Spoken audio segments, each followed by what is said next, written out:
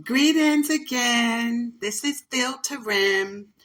This is your famous host. Yes, you all know the name. It's Shampton. Y'all know what Lisa stands for, right? Is love is selflessly authentic. And Hampton is having all money, power, talent, opportunities now. Yes, my name is lucrative. That's what we're going to talk about today. Your nil. There was a time when nil, N-I-L, meant zero. But today, at Seltzer in Sports, we say nil means name is lucrative. Yes. So gems, here's some gems for my gens. Y to Z. This is the love we're going to share with you today. I want to bridge the gap from Generation Y to Generation Z and kind of help you navigate this new world order that we live in. Because there was a time when the NC2A and high school sports did not authorize student athletes to benefit or profit, if you will, from their name. And without going through all of the litigation, you'll have to go on the website, Field to Trim, go on the website and or Google it, search it, Go Duck, I prefer. But if you go online and you research it, go to the website at Field to Rim, you'll find a series of articles that I've been trying to put together to help parents and student athletes alike, because I know some of you are navigating this system on your own or with the assistance of coaches or mentors, etc. So I want to be embracing of that entire support system or network. So Judge Miles Law once said, quote, athletes are given little incentives to be scholars and few persons care how the student athlete performs academically, including many of the athletes themselves. That is a quote in Walter Champion's book on sports law, and it's found on page 293. So there is a stark difference between eligibility and education, but they're supposed to go hand in hand when pursuing professional sports. But before you can get to that level, you need to be in a position where you can successfully prevail on a high school level. And in an effort to do that, you have to compete against almost 525,000 other high school students playing interscholastic basketball, 400,000 girls playing interscholastic basketball, and about 931,000 high school football players. Of that number, 266,000 estimated are high school seniors for football, and 154,000 are senior boys playing basketball. Take that number and then look at the number who are authorized, approved, eligible, if you will, for the NC2A, D1, D2, and or D3 programs. Okay? It's about 50,000 intercollegiate football players in the United States. And of that amount, roughly about 17,000, give or take, are freshmen playing football. Imagine that. So on average, there's going to be about 9,500 college seniors or those eligible for drafts trying to attain about 310 or so positions to play as rookies in the NFL. The same is true when we look at the numbers for basketball. Okay, about 14,000 freshmen, give or take, 4,000 freshman positions each year for the 154,000 seniors to fill, 2,800 college seniors or those eligible for the draft, and everyone's vying for 50 to 60 slots for first and second round drafts for the NBA.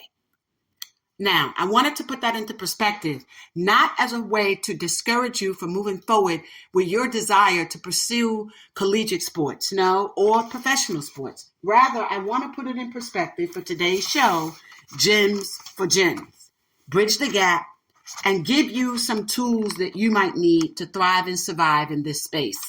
Because, quite frankly, and I say this with all due respect, not everyone is going to have name recognition such that based on name recognition, they are immediately going to be pursued for their name image and likeness for the purposes of marketing, promoting a specific sponsor or brand for profit.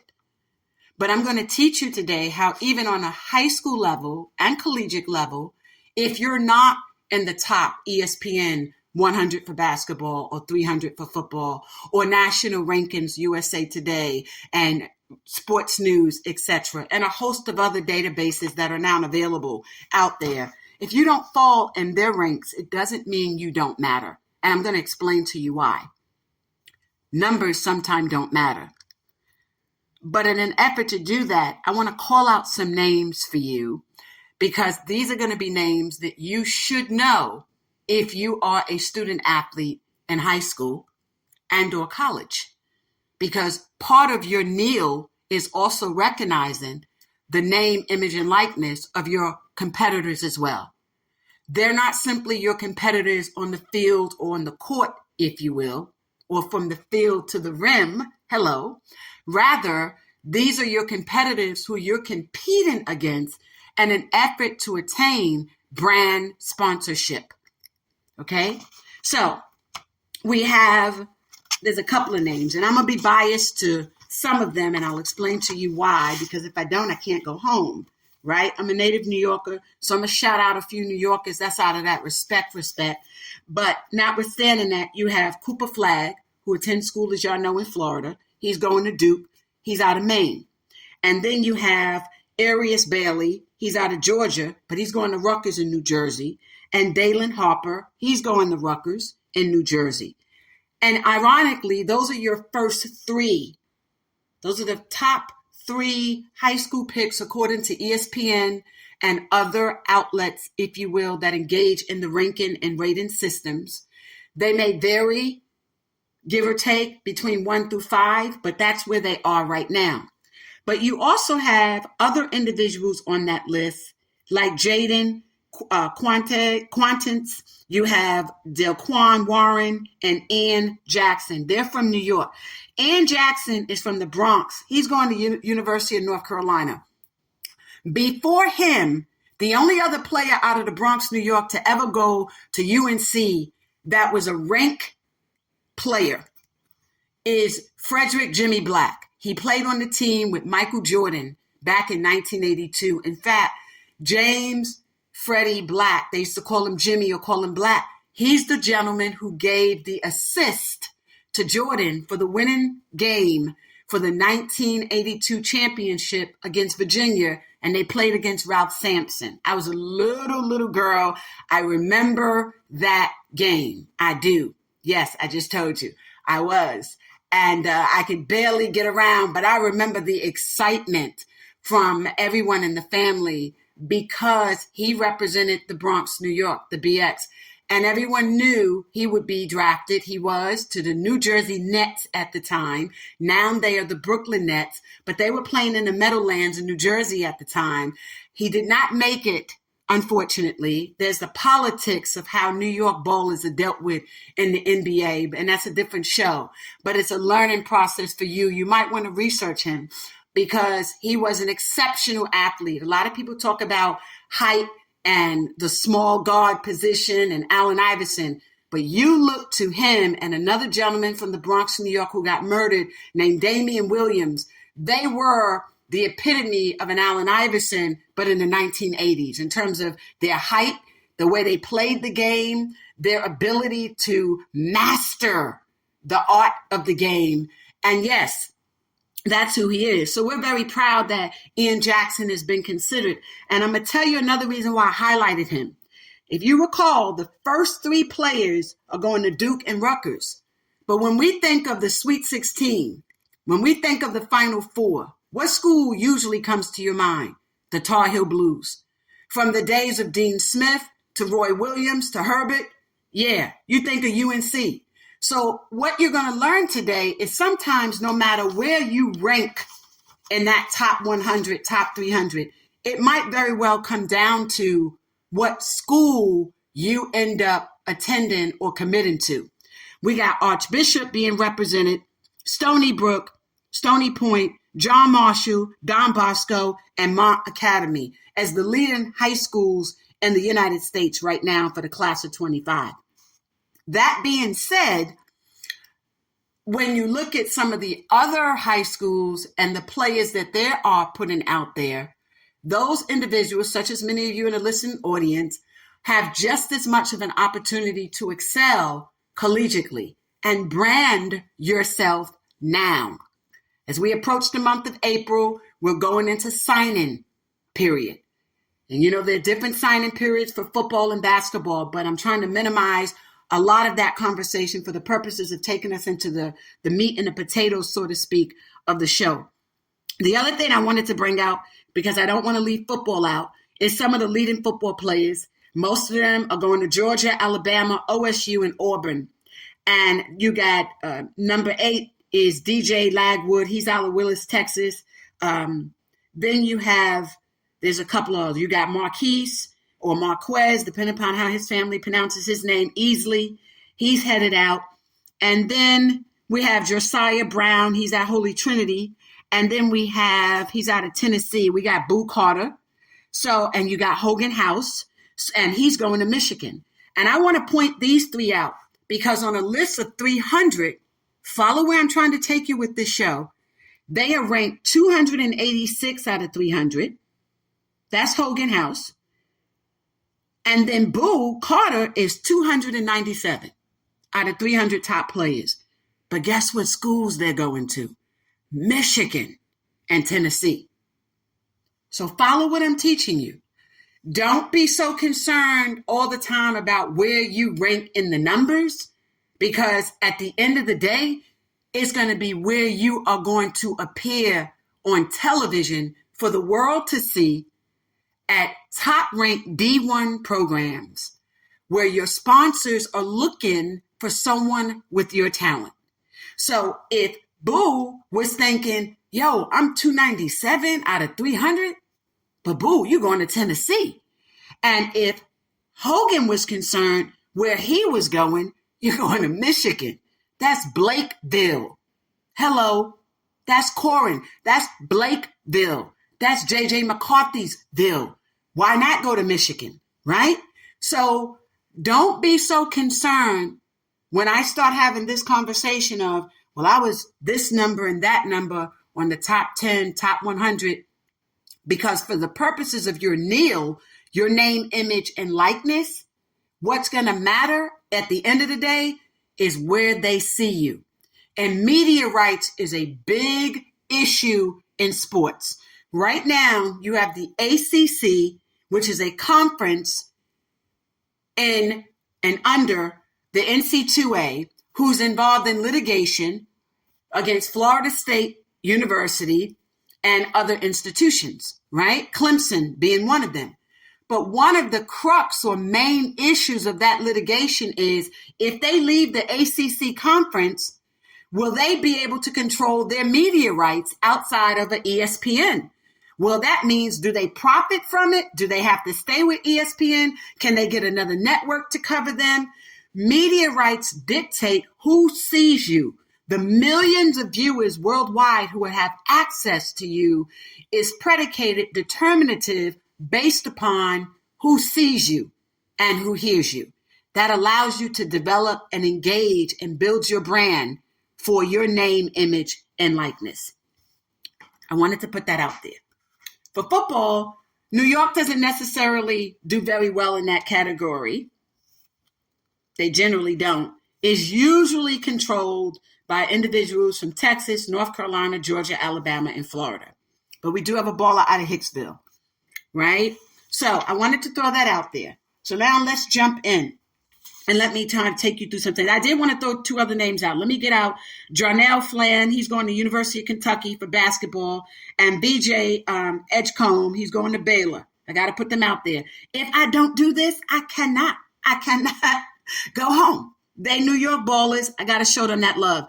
And I already showed everybody else love who was on the list for the purposes of what I want to say today, right? In the words of CJ Stroud, I'm one of the Stroud's girls today. CJ once said, you talking like you went to Bama or something. You went to Florida. We see you, Stroud. Yes, we do. We see you, Texan. We are Texans. Yes, we are. All right, let me switch gears. Let's get back into this. Okay, so let me give you an overview of the kneel. Long and short, then and now. For decades, there has been a fight to enable student athletes such as yourselves to have the opportunity to profit, to make money, to be compensated from your name, image, and likeness. That's what the NIL stands for. That being said, there was the backfire from NC2A and others who believe that wherein you paid them to perform, it would grossly impede or interfere with the integrity of the sport. Then there were others who felt like your scholarships in and of themselves was compensation. But then people began to look at the millions of dollars, now $billion industry of sports around the world, and how much money the NC2A and their 1,100 schools were making in comparison to the 525,000, more than 500,000 collegiate athletes in different respective sports: basketball, football, softball, tennis, baseball, golf, etc. So in that, there were several pieces of legislation that went forward, passed in Congress, then several states began to enact their own. But then the NC2A still started trying to penalize schools like University of Virginia and Tennessee. And then their attorney generals and others began to fight back. And at the end of the day, it was determined these players should be able to profit from their name, image, and likeness. So where we are today is how, therefore, do you compete in an environment wherein there are 525,000 other individuals like you in the NC2A and about 1.2 million or more for high school sports, according to the High School Federation. That being said, this includes my women in sports, okay?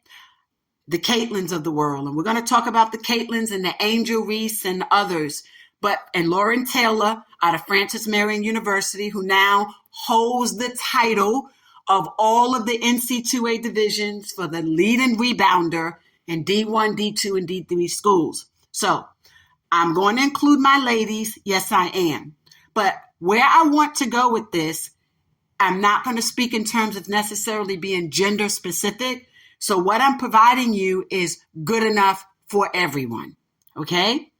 Now, once you have an understanding of the power of the kneel, your name, image, and likeness, what do you do with that? Knowing who your competition is locally, meaning who are the other ballers in your state within your respective sport, who and what schools do they attend, what are their stats, what is their appearance? Yes, their appearance. Appearance does matter. Yes, it does. Especially if you're going to become the face card of a specific brand, you want to know what a brand's looking for. But you also want to be encouraged that what Gen Zs can do that other generations before them were not necessarily able to do is to create your own brands. The power of social media allows you to do just that. So let's start with social media. What does your profile page look like? Because if you're going to be marketed, they want to know who is the person or persons to whom their name, image, or likeness is going to bring us a profit, and in turn, we are willing to compensate them for that. Too often, TikTok, Snapchat, Facebook, IG, Twitters, and these other accounts, Threads, I could go on and on, they're all being utilized, and some of them are not being used with wisdom. Often there is too much of a mix of personal information available, meaning parties that you attended, drinking that you should not be engaged in, and other extracurricular activities that should not make it into social media platforms. We're of a generation where you all think every move you make should end up on social media. If you were to ask me, based on my research in this space and Seltzer in Sports and the years of experience that I have in this space, which platform might give you the best information or provide your sponsors with the best information that is needed and give you the best outcomes, I'm going to start with Twitter. And the reason why is, unlike the other platforms, although IG could give you 500,000 followers and many of them are engagers, they are just that. They're just followers. But where your leaders are, they are on Twitter. Yes, the majority of coaches, personnel, scouting, and journalists are on Twitter, more so than any other platform. Corporate entities are on Twitter. When things matter, if you will, they trend on Twitter. Because members like me, who are journalists, and many others who are actually corporate journalists, meaning they're plugged into specific media outlets as well, those individuals have the ability to take your post and make it go viral. And I know in certain communities and cultures, we hear a lot about the quote unquote Black Twitter. There is really no such thing as a Black Twitter. Yes, I just said it. That most of the people who identify under Black Twitter are not even Black. Okay? Many of them represent the LGBTQIA community. Many of them are not heterosexual. Many of them are white and Indian. And they find topics that may be of importance that they think matter to the Black community. Yes, I'm giving you the 411. Okay? Trust me. Okay? Now, that is not to imply that Blacks do not exist, but they don't control what we call quote unquote Black Twitter. I'm telling you. The other way to look at that is this way. If Black Twitter was a powerful platform like people assert that it is, Black Twitter could have walked away and established their own app, and they would have been able to sustain. It is a platform wherein that hashtag from a certain group of people politicizes and socializes certain issues to the benefit of a few. But it's not intended to meet the masses. If it were, things that truly, truly matter to the Black community, if you will, would always trend, like justice for this person and that person, right? Not issues just pertaining to the latest song that drops, or who has the best EP, or who scored the most in tonight's game. I'm trying to help you. So don't market yourself to a specific audience. I could say what I say and do what I do for a reason. I earned this. And it comes with some stripes, and I'm willing to bear that pain to make sure that you know what's available out there for you. I'm going to repeat this. Do not market yourself or be put into a box to identify with a specific person, group, or thing. Is it okay for you to recognize that you might be of Jewish ancestry, you might be Irish, you might be Italian, you may be Black, Latina, Hispanic, if you will? I don't like to use the term Hispanic because it throws everyone into the same pot, and there's a difference in the group, respectfully. But that being said, what's important is that you find a product that you could identify with, and in identifying with that specific product, it allows for you to reach the masses. That needs to be your immediate goal. Not to say I am African American or Latina or I'm biracial. Therefore, this is the audience I'm going to market myself to. Because with all due respect, once you are put in a box, you stay there. And then the question becomes, how can I market this person to someone else? And the litmus test for that are athletes like Ja Morant, Kyrie Irving, Draymond Green, Zion Williamson, Anthony Edwards, and even if you went back many years, you'd have the likes of an Allen Iverson. Once you have been put into a specific box, they keep you there. And it becomes very difficult thereafter to navigate or find your way outside of that box. And I get it. Some people want to identify with the quote unquote culture, but I need you to learn to think globally, not locally. Think globally, not locally. And when you think globally, if you meet the marketplace where there are more Blacks worldwide in that respect, or those representing the Arab world, etc., then you would be able to say, my sneaker or shoe deal, if you will, or kicks now can be sold throughout the diaspora. But it doesn't mean that you did it in a way wherein you specifically allow for your name, image, and likeness not to be marketed to a specific group. We see that a lot in different deals. And now, unlike before, there are many more opportunities for branding that are not limited just to kicks and apparel. Now it's cannabis. Now it's alcoholic beverages. Now it's real estate and investment opportunities. And now your name, image, and likeness can be attached to a multitude of things. So wherein I look to the profile page, I want to know as a sponsor, who is this person to whom I know performs athletically? I know they're athletically inclined, but can they market or sell a product for me? Are they controversial? And that's a vague and ambiguous term that takes on many meanings. But some brands don't want you if you are controversial. What does that look like, ladies? For some of our ladies that now want to say, I am pro-life, pro-choice, sometimes that can be perceived in a larger audience as controversial. You believe in Roe v. Wade, understood. You stand on the ability that every child should be born, understood.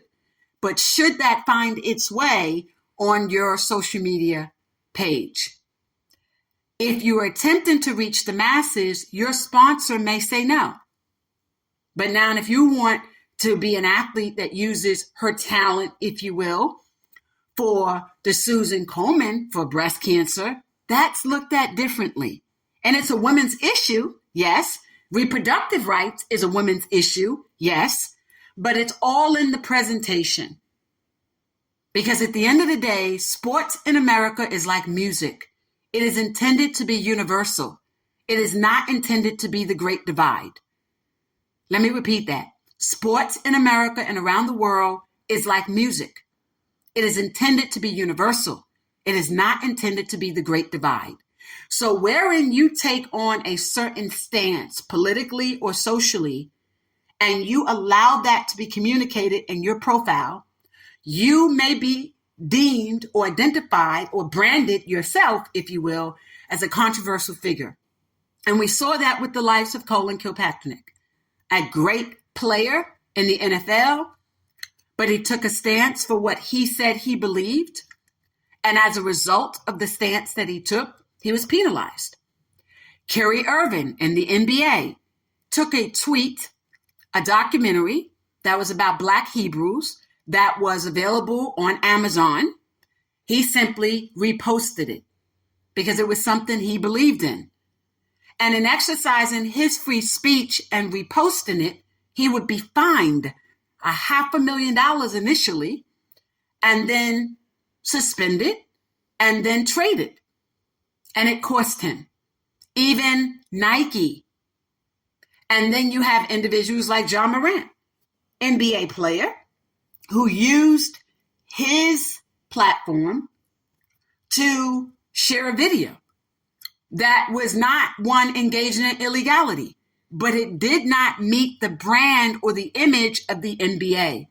And so Commissioner Silver took issue with that. And he too was suspended.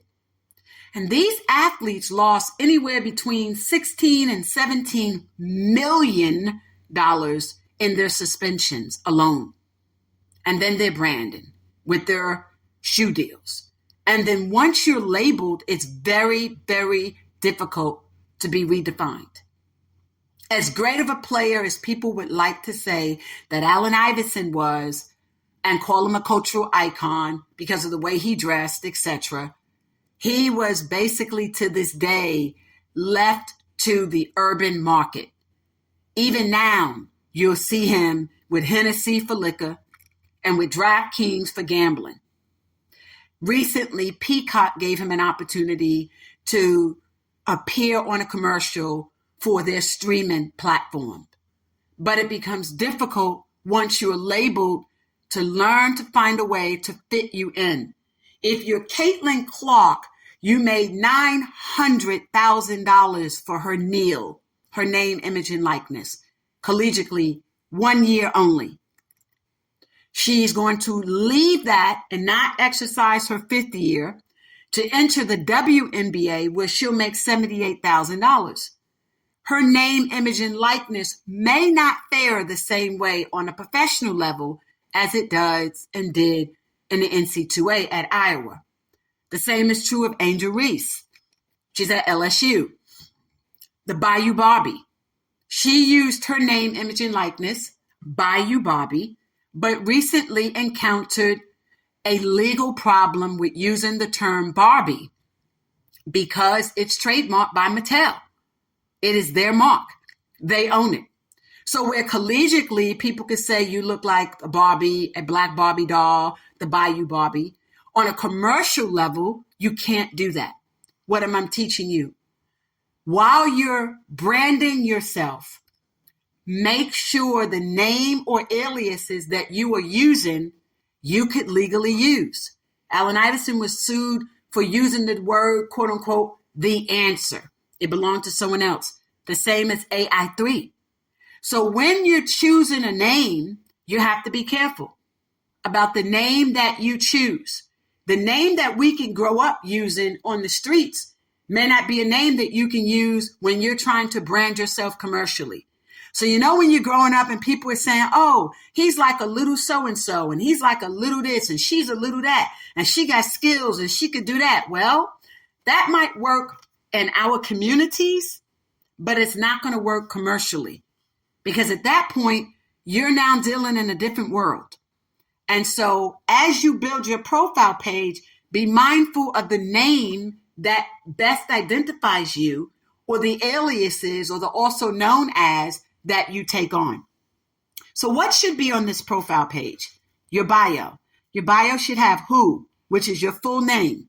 Do not include your middle name unless it's a name that people also know you by, with an alias. So if your name is Jane Doe or John Doe, your alias might be JD or Dog B, right? So your what should be your student athlete. Your where should be your location. All of this should be immediately identifiable on your profiles, whether it's IG, TikTok, Twitter, Snapchat, ThreadNet, regardless. It's your bio. Where, location, not your physical street address, but the city and state. They need to know where to find you. They also need to know if they have products or services in that market for which you might be the person to whom they would take an interest in branding. That's what that where is for. Be aware, however, of lurkers and creepers. So if your family is uncomfortable and they just want to state you're in New York, you're in California, you're in Canada, then do that. But for the most part, if they can make it as specific, that immediately says this person is in my market. They're in my region, and I want this athlete for this particular brand. The next is why.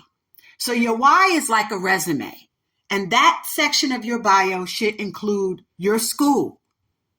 Now, I also suggest, because you have a lot of lurkers and creepers out here, stalkers, that for your resume, when you use the school, you could just say your school district, right? So you could say you're at the Unified School District, you're at District 11, District 12, right? Colton in California. You could say you're at, the New York School District, District 11, District 12, District 8, right? You could say you're in Poughkeepsie County District. So you could come up, Hudson Valley. You understand my point. If you're in Georgia, you could say you're in a place like Fulton, what have you. If you're in Miami, you could say you're in, in Fort Lauderdale or the Brevard or the Miami. Choose your district if you do not wish to be specific as to the name of the school. But you also want to include your volunteer and your work.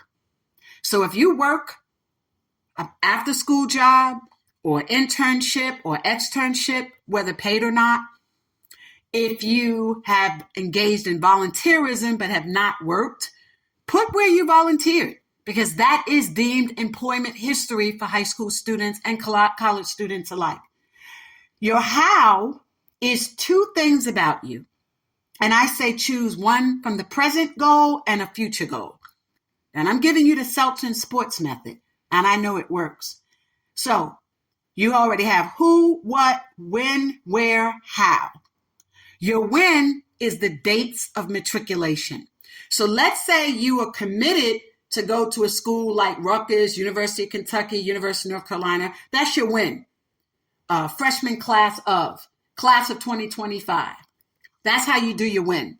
Okay. If you're an intern in high school and you positioning yourself for NIL over the next 4 years, it's going to be your graduating class. So it'll be 4 years out.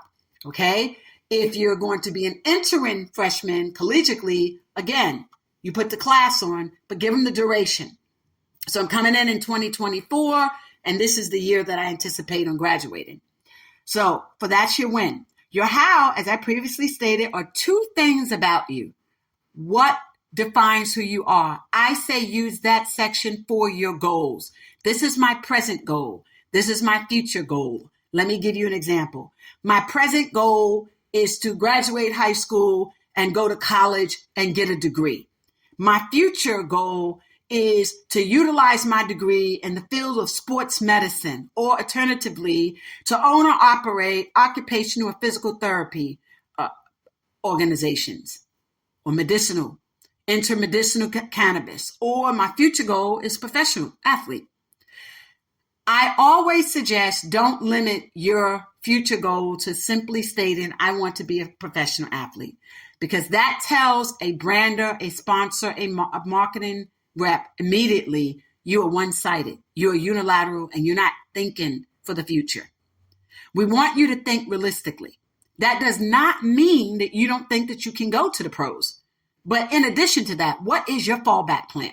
So yes, I would like to be a professional athlete in the WNBA. Yes, I would like to be a professional athlete in soccer, the MLS, in baseball, softball, tennis, golf, PGA, etc.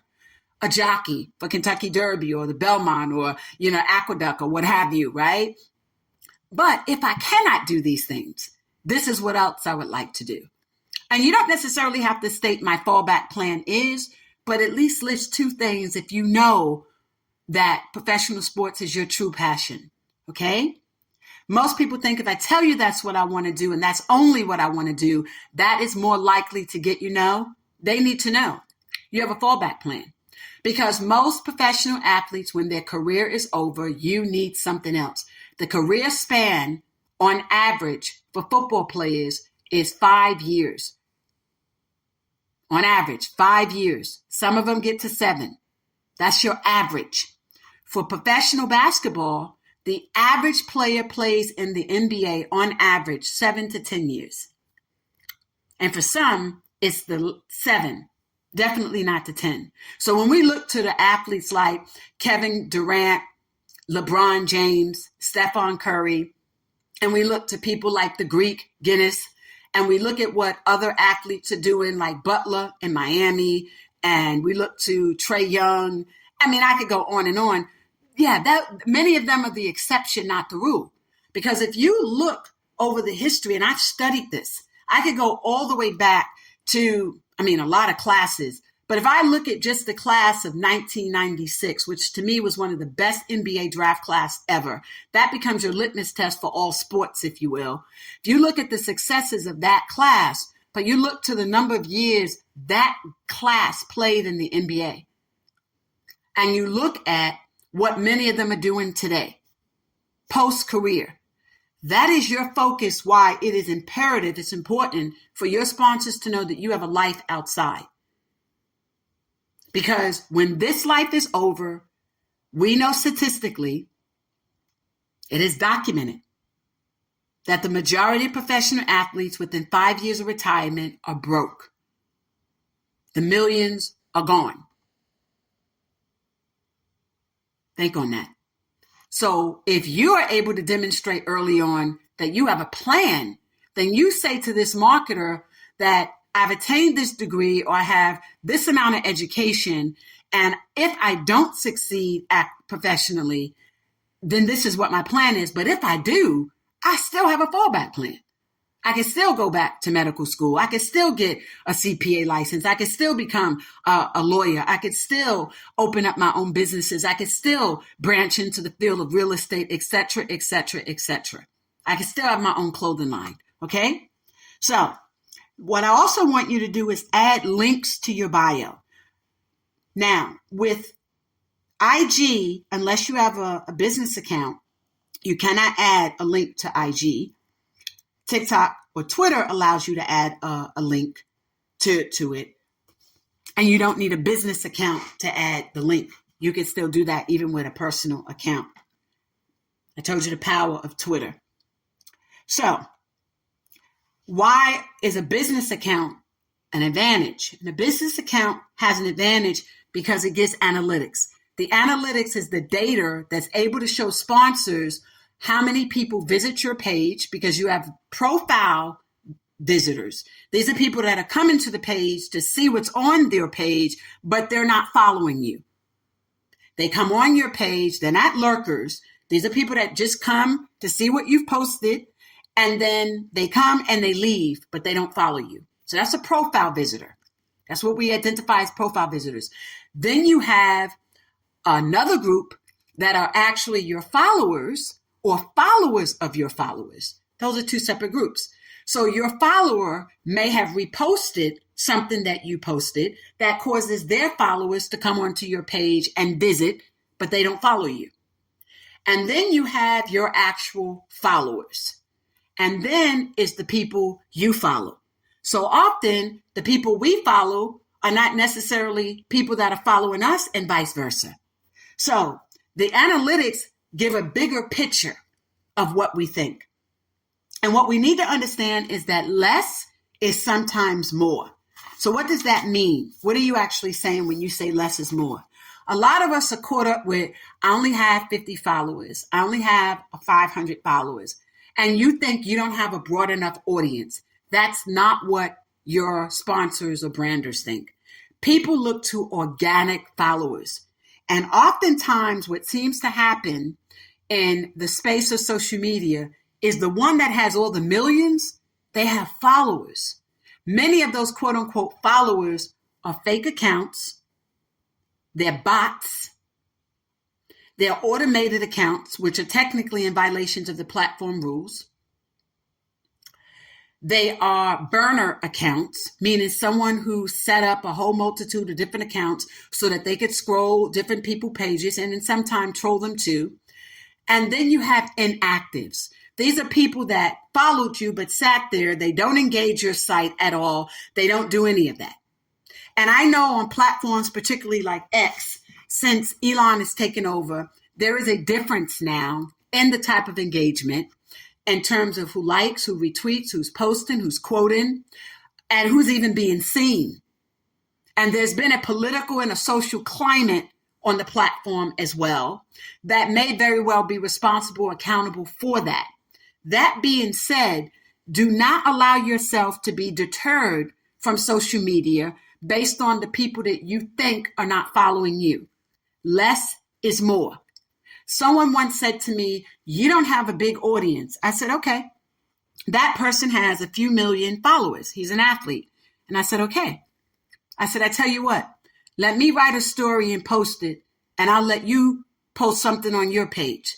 And let me see if my story gets into the hands of millions before your story does. And y'all already know the outcome. Less is more. The people that follow me are leaders in this space. They see it. They get it. They don't always have to retweet it. They can read it. And then they can take it to any one of the newspapers, magazines, radio shows that they host, or they write for. That's the difference. You're posting for a very small audience. Although you have millions of followers, they're not all going to see your post anyway. And you're posting for a small, insignificant group of people that oftentimes can't do anything with what you posted. But a journalist can. We have the ability and the skill set to get that information into the right hands. So don't be swayed or discouraged about the number of people who follow you or who do not follow you. Rather, Focus rather on posting content that's original, that's unique, that represents you and your brand to be individuals of integrity, honesty, professionalism, and marketable. Okay? That is your focus. Because if you worry about having 70 followers versus 700, that's going to impede what you are willing to do with your platform. It's not necessarily about who you're following, it's who's looking to follow you eventually. Not everybody's going to follow you in terms of a click follow to add to your numbers. But trust me when I tell you, we follow you. Trust me when I tell you, we follow you. How do you think I know the names of all these athletes? I know what everybody's out here doing, but I don't follow all of them. I don't. And a lot of them aren't following me. And I'm cool. I'm good with that. Because I know what I need. And you have millions of people at your disposal by simply doing your research and your homework, going to different pages and platforms and watching and reading and looking, not lurking, looking, learning. What is he saying today? What is selling today? What's the hot new product on the market? What are his stats? How did he perform? You could do all that without ever following a person. So does it mean that that person is insignificant? No, you're just not trying to follow them on a regular. That's the same way why your numbers may not be as high as they are right now. It's not that what you have to say is not important. It's that they come for what they need, and then that's that. I have people that literally like my post or will DM me, but not follow me. And I'm okay with that. I always just make sure they understand you credit this photo, this information to me. Okay? So now we're going to talk about using direct messaging. Let me go over that with you. In the Gen Y era, there was a traditional way to communicate with people. There was a traditional way of connecting with people that differentiates and is different from what Gen Zs are doing now. So here's gems for the gens. Student athletes must learn the importance of traditional communication methods, traditional record keeping. I had to learn that from the generation before me because this generation, we are social media driven. So that means use the clouds. It means use your DMs. But none of that equates to having evidence, as we call it receipts, evidence, documentation when you need it. None of that is going to allow you to immediately speak to the masses. So in lieu of letting people communicate through your DM, direct messaging, you want to get those people that try to DM you to give you an email so that you can communicate with them that way, so that you keep a paper trail, so that you have documentation. You want to also utilize that same format to create the following. I want you to start using a regular telephone book. We are all guilty of using our phones for everything. But when you lose that phone, you have lost everything. You say no, because if you got Gmail and you got this and you got that, they'll transfer all that over. That can get lost. Let me help you. Okay? Go back old school. Get you a telephone book. All the little stores sell little telephone books, so you can order them online. I'm not promoting any product because I don't get paid to promote that product. Y'all following me? Okay. But you can go to any multitude of stores or online and purchase telephone books or create your own telephone book. For every person that you get, name, alias, address, phone number, email. Name, alias, address, phone number, email. Name, address, telephone number, email. And next to the name, put an alias. So if you know them by a specific name, then put that so you know how to identify them. Okay? You can create it at home on your computer as well. Okay? I need you to keep at least 3 copies of those.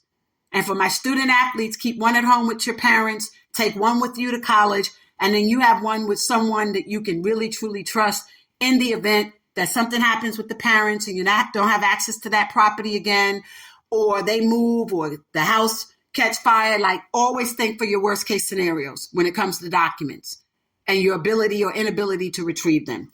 Next, you want to email versus DMs. I just said that. Try to limit your DMs. And when you are DM'd, the only time anyone needs to know about who comes into your DMs is if it's a life or death situation. And so I think in all this time that I've been on social media, we did Lisa Hampton. I started that in July. I get a lot of DMs, but I don't disclose. I've only disclosed 2 DMs that I've received in the months that I've been on. Seltzer Sports, we came on in the last 35 days, and we've already done extremely well. We rely on an old school method that I'm teaching you, and have thousands of subscribers, thousands of names, address, and phone numbers. We still do the old school email, and I'm teaching you why that method works. And so when people look on our social media, we just did that because we wanted a presence on social media. And I'll explain why that's important, as I think I've already have in part. So I always stress to people, don't tell anyone who DMs you. It's nobody's business. The only 2 times that I put a name with the DM was when I felt that I was being threatened in some way. And the second one was someone who I needed the organization to know, look here, you need to slow the roll with this person right here. That's the only 2 times. Now, my DM stays open. I let it stay open. I love it, to be honest with you. I prefer that over someone just simply trying to clutter up, if you will, or back up the timeline. So if you come in, you say, okay, DM, I know to go to the DM, or you might already be in there, right? Because if not, some conversations you don't want everyone to have access to, and that's what happens when you're on the timeline. But you always want that person, I'm not talking about sliders, but you always want the person that's willing to come into the DM to actually be able to let you know that that's what they want to do. Some people put in the bio, DMs by permission only. That means a person will say to you on the timeline, I would like to DM you. You can reply yes, and you do so. But remember, when you're doing that, it now puts your business or personal affairs on your timeline. Okay? Other than that, I don't care who it is. No one needs to know who's in your DM. And I had someone get angry at me because he felt why didn't you when you wrote that, why didn't you say it was me? Because that's nobody's business. That's why. It's nobody's business, love. You come in the DM, that's on you. That's on me. We don't have to let the whole world know about that, right? Now, you want to screenshot and be petty, you could do that, but that's nobody's business. So people might come in. Y'all might get young ladies coming in. You might get young men coming in. Don't put people on blast like that. That is not cool at all. I mean, that's not cool at all. It's disrespectful. It's petty. It's immature. It's ignorant. And it shows you have no class. If somebody's sliding, let them slide. Just deal with them behind closed doors. That's what a DM is. It's literally, think of it as behind closed doors. iClouds, however, like emails, when you get all of these emails, unlike a DM, you'll collect your own database of them. That allows you to do mass emails, which is what we do. So I could send out mass emails to thousands of people. We could split them up, divide them up, and thousands of people will get them, right? That is a great and better form of communicating with people other than the telephone calls that we make when we're doing certain programs and services. We have a VIP list. We call certain people, and that's what we do. And as college and high school kids, we bring them all in, and that's what we do. And so the difference with that, with iClouds, is you cannot control the clouds. And you think of iClouds, think of the clouds in reality. It could rain, it snows, it sleets, it thunders, it lightens. Listen, you have that kind of problem, you are not controlling your digital world. And if you can't control it, you don't want it controlling you. If you cannot control it, you don't want it to control you. Do not be comfortable with software programs and iCloud platforms that allow for you to think that you can put all of your data and let it be stored there. It's not a great way to do business at all. every letter, every document that you have, and I'm going to make you all laugh in a minute. That's how long I've been keeping documentation. You need to make sure you have your receipts. Anyone at any point in time could hack. There could be data breaches, and everything about you is erased. I was literally erased off of the internet. Thank God I had backup plans. Okay. You could have somebody that's angry with you, somebody that could hack you, corporations or companies that are dissatisfied with you for whatever reason and or personal reasons. And you could be scrubbed off the internet, or information about you that is relevant and pertinent could end up on page 4, 5, and 10. So you need to control who stores your information. Keep hard copies of everything you have. That means if you're communicating even by email, print that email if you think it is important and significant, and or create 2 to 3 email accounts that you could forward those other documents to, and constantly check in, sign into those other accounts so that they stay active. For videos and photos, don't just keep them stored in your cell phones. You need to make sure that those documents and that information becomes readily available for you, and that it stays available for you, and that you have access to it. Okay? The number of people who have lost their phones or their photos and things got deleted, the number of children from years ago up to now, and I'm talking 2009 up to now, we all grown up now, but don't have access to photos of our parents, our relatives, our classmates, our graduations, nothing anymore. Why? Because a lot of that got destroyed on our phones. Our phones got lost. Our files got corrupt, right? My 2011 graduation, some of my photos got corrupt from that file. Don't know how, but it did. Thank goodness I was able to download a lot of photos and keep them. I have a lot of people around me who say, if you need so-and-so, go to her because she keep them. Because I learned from the best, my mother, my grandparents, and great-grands. Okay? I'm trying to teach you the same thing. Multiple files, as I just stated. Try to keep multiple files. And I'm not talking illegal accounts, but multiple files. So that means you might need 2 or 3 emails on different platforms. So you might use one email account that might be me.me. Another one might be .xyz. Another one could be Yahoo or AOL or Google, or, I don't necessarily, I have concerns about the Gmail platform in terms of security. I always say Gmail means government mail and the lack of privacy that you get. So you choose what is best for you, what may work for you. I like anything Apple, because Steve Jobs and them, they built that platform, and they continue, the late Steve Jobs, and they continue to build that platform to ensure that it works. I have concerns about a lot of the Microsoft platforms, because he starts out and then you look around, he'll delete everything. He'll just be gone. So in terms of longevity and different platforms that he's put together, particularly for websites and emails, they're gone. You go from MSN to Microsoft.com to Outlook, and then you look around and then they have nothing left. And you're just getting a notice that says within 30, 60, 90 days, this website, this email account will be gone. So look to establish relationships with technology, that is going to be there for the long haul. Okay. In terms of people that you need to maintain lists for, I want you to maintain real contact with people that matter. Less is more. That means real contacts. Classmates, faculty, even if it's high school faculty, K through 12, colleagues, that might be from work or volunteer, family, friends, foes, and relatives. Let me repeat that. Real contacts. Get names, address, emails, phone numbers for your classmates, faculty, colleagues, work volunteer, family, friends, foes, and relatives. Why? Because you want to build your own fan base. We call it Fannikins. We're a different type of brand. We're one of the best women's sports fans. They don't make them like us. We're Fannikins. But how does that work? We build a brand of women's sports fans. Not women who just play sports. Our Play, Do, Go logo is for people who play sports, people that go to sporting events, and people that do sports, right? That's what it's for. So if you play sports, that speaks for itself, or you know someone, or you have children that's playing sports.